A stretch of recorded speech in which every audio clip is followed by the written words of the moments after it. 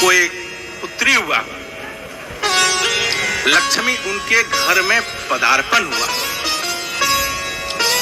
लक्ष्मी का जब पदार्पण हुआ, खुश हुई, आनंद लिया। लेकिन बच्ची जब बड़ी होने लगी, खिलौना मांगने लगी, उनके पास खिलौने के लिए व्यवस्था नहीं था। तो वो कहीं जाता देखता छोटे बच्चे, बोले पिताजी अगर खिलौना नहीं दे सकते तो मेरा एक भाई छोटा आ जाए, उसी के साथ खेल लूं। भगवान की कृपा हुई और उस दंपति को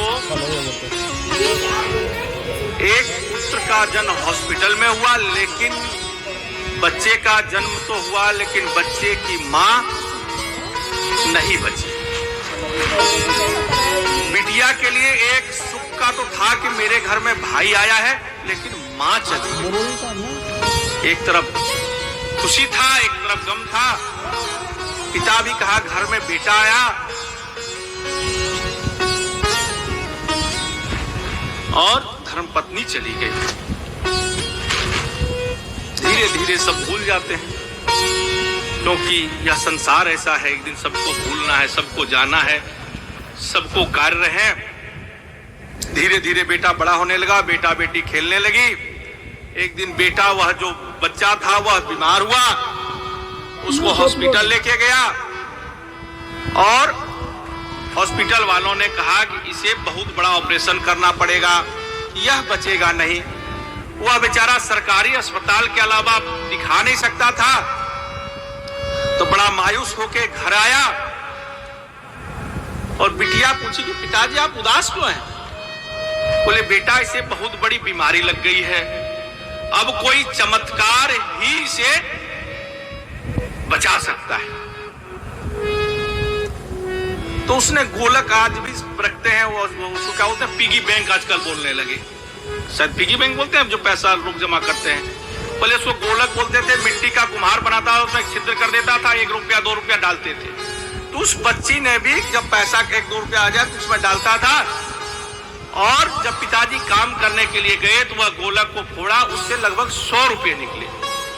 और वह पास वाले मेडिकल दुकान में चला गया और बोला अंकल अंकल मुझे एक चमत्कार वाली दवा दे दो, मेरा भाई बच जाएगा। उसने कहा ऐसी कोई दवा नहीं मिलती चमत्कार वाली। उसने कहा अंकल अंकल दे दो। जब उसे भगाए, फिर बार बार वो दौड़ के जाए, नहीं मेरे पिताजी ने कहा कोई चमत्कार हो जाए, ये बच सकता है, ये बीमार है तो चमत्कार नाम की कोई दवा जरूर होगी।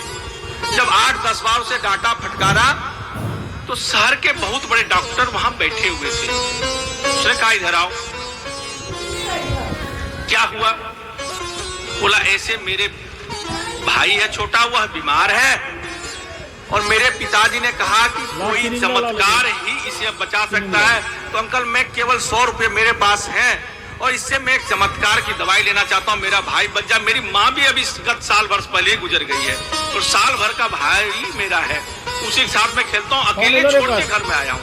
पिताजी काम करने के लिए गए हैं। वह शहर का सबसे बड़ा डॉक्टर था। बोला ठीक है चलो तुम्हारे घर चलते हैं।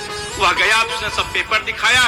उसने जो बीमारी से वह ग्रसित था उसी का इलाज का स्पेशलिस्ट डॉक्टर वो था। उसने कहा ठीक है लाओ ये चमत्कार की दवा मैं देता हूं, तू ये एड्रेस लिख, पिताजी का ना कल इस हॉस्पिटल में लेके आएंगे। दूसरे दिन उनके पिताजी अपने बच्चे को लेकर बेटी के कहने पर वह हॉस्पिटल लेके गए और उसका उस डॉक्टर ने ऑपरेशन किया। ऑपरेशन करने के बाद डॉक्टर बोला कि अब ठीक हो जाएगा, 15 दिन लगेंगे इसको, धीरे धीरे दवाई खाएगा। तो उसके पिताजी पैर पकड़ लिए कि मैं बहुत गरीब आदमी हूं, ये आप बताइए कि कितने दिन तक आपको मुझे आपके यहाँ काम करना पड़ेगा? मैं आपके यहाँ काम करूंगा, केवल 2 बच्चे का दूध जो है वो आप दे दिया करिएगा। तो उस बच्चे ने कहा क्यों? बोले मैं पैसा नहीं दे सकता इसका इलाज का। बोले इसका तो पहले ही पैसा मुझे मिल चुका है। बोले किसने दिया? बोले उस परमात्मा रूपी बच्ची ने दिया, जिसको तूने कहा था 100 रुपये में चमत्कार की दवा मिलती है, तो ये 100 रुपया उसने पहले दिया है और 100 रुपये में ही चमत्कार मिलती है, क्योंकि इसके पास 100 रुपये ही थे। तो जब परमात्मा पर भरोसा हो तो सब कुछ संभव हो सकता है। और सब कुछ संभव हुआ है।